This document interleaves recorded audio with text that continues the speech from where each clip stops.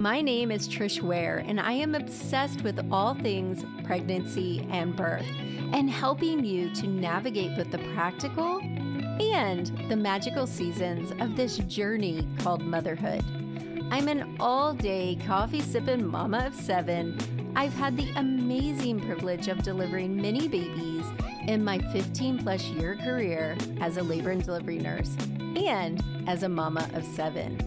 I'm here to help you take the guesswork out of childbirth so you can make the choices that are right for you and your baby. Quick note, this podcast is for educational purposes only and does not replace your medical advice. Check out our full disclaimer at the bottom of the show notes. We're going to talk about fetal monitoring, and we're going to talk about specifically fetal monitoring during labor.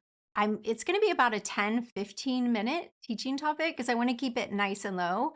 And I've had very little sleep. Y'all know I have a new puppy. It's like having a newborn. I'm going to go into this a little bit. So we're going to talk about fetal monitoring during labor because I get asked questions all the time about whether or not I think, do I have to have fetal monitoring? Do I have to have it continuous if I agree to it? Can I have it intermittent? Can I not have it at all? So we're going to talk a lot about that. And then for anyone who's on here who is a VBAC mama, specifically for you guys, I get a lot of questions of they're saying I have to have it. The very first thing I want to say, as always, no one can tell you what you have to have. No one. You have every right in the world to say no and to refuse. However, if you're one of my students in one of my birth classes or one of my members, you know that I always say you have every right to refuse, but should you? We're not doing any kind of refusing willy-nilly. So if anybody's on here and they want to get into tizzy and say, labor nurse mama said that I don't have to. No, labor nurse mama said you should understand when, why you say yes and when and why you say no, because you have a right to say yes or no when it comes to your labor experience. I don't care where you are, you have a right. And if you have to make a huge fuss, then make a huge fuss. But you should understand why. You should never, ever go into your birth experience willy-nilly throwing out the yeses or nos when you don't know what you're talking about, because you want to stay safe. So if you're going to refuse fetal monitoring, then you need to know why. If you're going to ask for intermittent monitoring, you're going to need to know why that is appropriate, and is it appropriate for you? So a lot of people will say labor nurse mama is crunchy with a side of medical. That is true.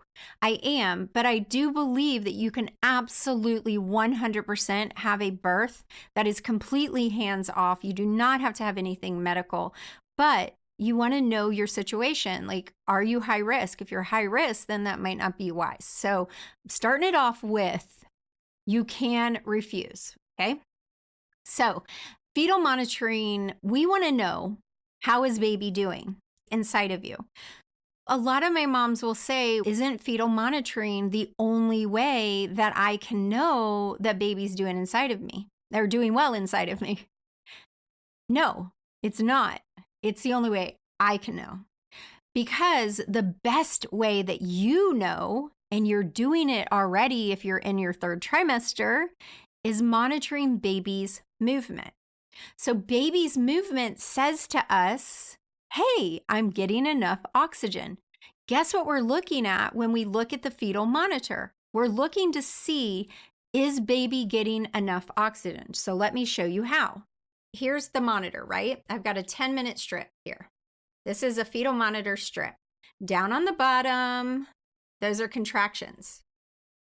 On the top, in the blue, is baby's heart rate.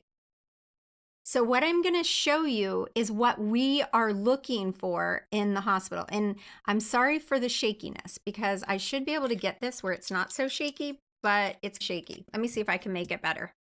And if you're just listening while you're driving or whatever, You can watch this video when you get home. This is not working. Oh, there we go. Let's see if I can make it lower where it doesn't shake. Ha! I did it. Y'all know I'm technically challenged. The joke is I can deliver your baby, but not a link. Okay, so if you're looking at this strip, let me make it where you can actually see the whole thing.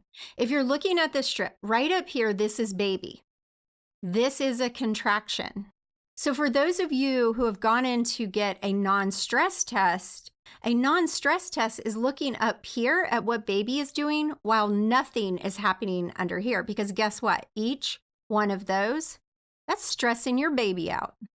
That's why the reel I did today about not breaking your water, decrease that stress by not breaking your water. It doesn't need to be broken unless it needs to be broken. And there are specific circumstances, and that's again why you want to be educated. Okay, so if you're looking at this strip right here, see up here in blue, this is 110 beats a minute up to 160 beats a minute. And we want to see baby inside of this blue. That means baby's doing great. Now, sometimes baby will ride down here and ride up here. This baby right here has about a 145 to a 150 heart rate, okay? Now, what I love about this baby is this baby's heart pattern is telling me that it's got a lot of oxygen. It's well oxygenated. And I can see this because I can see the beats per minute. I can see that it's nice and wiggly, and then it's going up, coming back down. Those are called accelerations. So if you're having a non-stress test, we want to see a certain amount of accelerations on this. Okay, so back to here. I want to see baby between 110 and 160, and I want to see that baby's having these accelerations. This baby is looking fantastic. You can see the contractions down here. And the other thing I want to show you, and if you're commenting third, let me know if you get a DM so I know that it's working. If not, go to the last post, go to the post I just did, the reel I just did, and comment third. I know it's working on that one. Okay, so if you see these red lines, these are 1 minute. Each of these little boxes are 10 seconds. So not only do we want to see that baby's heart rate's going up, we want to see that it's going up and lasting, because this just says, hey, this baby is doing really good. So I want to go back to what I said. Okay, I'm coming back to me. Oh, what did I do? I did a reaction. Okay, so what I was saying before is when you ask me, do I have to have a fetal monitor during labor? Not necessarily, because someone tell me, what did I say? Also tells us that baby's doing good. What else is going to tell me that baby has good oxygenation? And this is why I'm totally 100% good with birth centers and home births. I support all birth if you're a healthy mama and a healthy baby, right? So if you are feeling your baby move, that is saying same as this, right? This is a healthy baby who's moving. If you're feeling your baby move, guess what? You know your baby's getting enough oxygen. That's why we have you tracking baby's movement, which also in the 3rd trimester prep pack is a fetal movement tracker, because it's not just about kicks, it's about movements in general, minus hiccups. Don't want that. Those you don't count. Okay, so the different types of fetal monitoring that's available. We've got continuous external fetal monitor. Then we have intermittent external fetal monitor, which means it's going to be on your belly. The continuous one is just like you said. You get admitted to the hospital, we put it on, we leave it on. You got to deal with it your whole labor. Guess what? You're tied to the machines.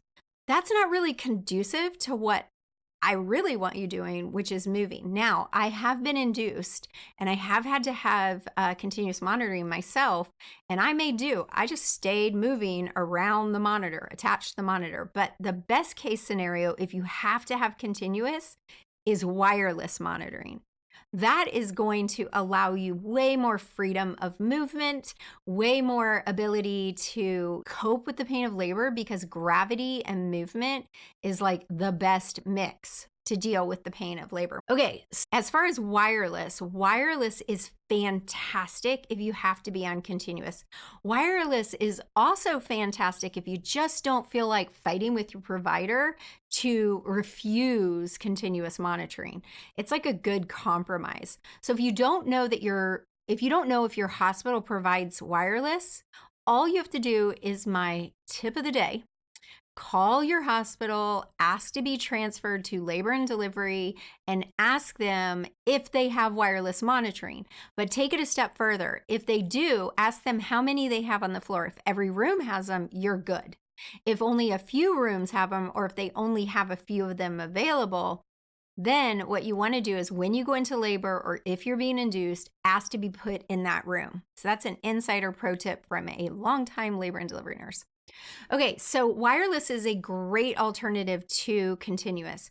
What's even better for those of you who don't necessarily need continuous is intermittent. And what intermittent monitoring means is that we're going to put you on the monitor about 20 minutes of every hour. It's a pain in the tush, but it's an option. Another option is that we use the old-fashioned Doppler and we check you with a Doppler. This is great if you're in the water, if you're having a water birth, or you just want to have a lot more freedom. If you're squatting, if you're on the ball, if you're on hands and knees, we can get up under you and listen to baby, make sure baby's doing good. So those are some different alternatives to traditional continuous monitoring. Now, again, this really depends on you. If you have any kind of high risk situation that baby needs to be watched more closely, that's different. Oh, goodness. Okay, let me take another drink. Oh my gosh. Okay, so now let's talk about internal fetal monitoring. So internal fetal monitoring is exactly what it sounds like. And what we do is we have a long wire. At the end of it is a coil. The coil is actually turned and inserted into the top layer of the baby's scalp. It is a invasive procedure. So it should not be used just because maybe the nurse can't keep the baby on the monitor or just because the doctor wants to. I have worked with doctors that break a mama's water and put it on. That is not an appropriate use for an internal fetal monitor. That has very specific parameters, and I'm not going to go over it now, but it should not be used willy-nilly for everyone. It is invasive. Some of you that have experienced and had that, you know what I'm talking about. Okay, so the internal fetal monitor is usually used in a situation where maybe the baby's in distress, or maybe you're being induced and we don't know what's going on with baby because we can't get them on the monitor. For some of us who get a little fluffier during pregnancy, then you might need the internal fetal monitor if baby needs to be tracked.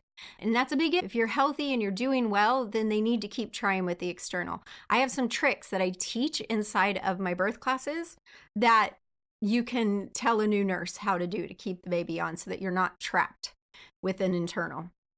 So you've got the external, we've got the internal. The other monitors that you're going to have on during fetal monitoring is your contraction monitors. Those are going to be monitoring how far apart they are, how long they're lasting. And all right, the one thing that the external fetal monitor cannot tell me about your contractions is how strong are they. So if you look at a contraction on a monitor, and you see it starts, it goes up, it peaks, it comes down. And I'm going to teach you a really fun fact about that next week during the pain of labor class. But if you see it, this might look like it's a strong contraction, but it's not able to tell me from an external monitor. An internal monitor or you or me palpating your tummy is the only way that I know how strong your contractions are. So if your family and your friends are in your labor room and they're like, oh my God, you had a huge contraction. I bet that hurts so bad. And you're like, I didn't feel it. That's because it's only tracking that uterine activity. It's not telling us how strong it is. So again, the three ways we can tell is an internal contraction monitor, which is called an IUPC for short, or if I palpate your tummy, or if you tell me verbally. So I have a little bit of a trick, but I'm going to teach you guys next week how to tell just by touching if it's a strong, a mild, or a moderate contraction. Hopefully you guys learned some nice little nuggets. I wanted to keep this down to 15 minutes, but sorry, I got a little bit wordy. All right, you guys, I hope you enjoyed that. If you haven't signed up for Fearless Birth Experience, go to any post any reel and comment #fearless. Right now it's live next week, and then it will be available on demand in a few weeks. All right, you guys, have a great day. I hope you enjoyed this recording from an Instagram live that we did all about fetal monitoring. If you want to see the video that's attached, go to Instagram and look for the live that says Fetal Monitoring 101. All right, you guys, have a fantastic day. I will see you again next Friday. Bye for now.